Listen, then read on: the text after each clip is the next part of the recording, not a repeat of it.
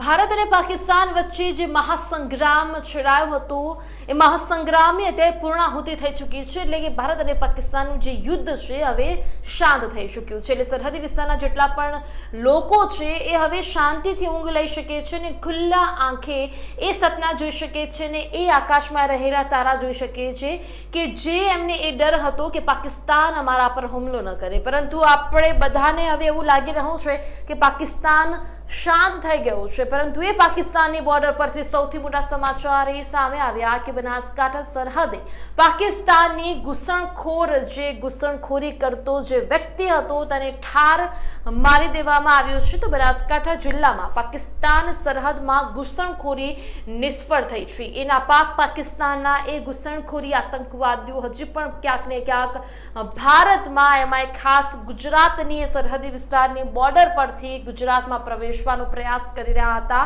પરંતુ એ પ્રવેશ નિષ્ફળ સાબિત થયો છે। કારણ કે 23 મેની રાત્રિએ પાકિસ્તાનની ઘૂસણખોરીને ઠાર મારવામાં આવ્યો છે। બીએસએફે પહેલા ઘૂસણખોરોને ચેતવણી પણ આપી હતી કે અમારા ભારતમાં આવતા પહેલા 100 વખત વિચારજો, પરંતુ પાકિસ્તાન પોતાને સામાન્ય માને તેવું લાગતું પણ નથી ને તે પોતાની જાતને સામાન્ય માનતું પણ નથી। એટલે બીએસએફે પહેલા તેમને ઘૂસણખોરોની ચેતવણી આપી, પરંતુ બીએસએફની ચેતવણીને એમને એવું લાગ્યું કે શું કરી લેશે ભારતીયો મારી ઉપર, શું બીએસએફ કરી લેશે, પરંતુ બીએસએફની ચેતવણી છતાં પણ ભારતમાં ઘૂસવાનો એ ઘૂસણખોરોએ પ્રયાસ કર્યો અને બીએસએફે અસલી બતાવી દીધું કે તમે ભારતમાં ઘૂસશો તો તમને અમે બચાવીને પાછા તો નહીં મોકલી શકીએ, અમે તમને મારી નાખીશું। એટલે ઘૂસણખોરોને ઠાર મારી દેવામાં આવ્યો છે।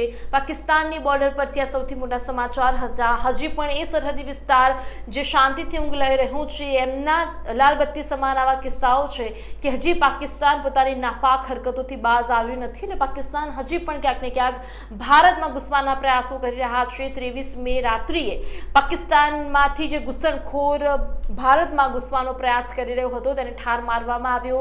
બીએસએફની ચેતવણી છતાં ભારતમાં ઘૂસવાનો એ ઘૂસણખોરે પ્રયાસ કર્યો અને બીએસએફના જવાને એ ઘૂસણખોરને ઠાર મારી દીધો છે।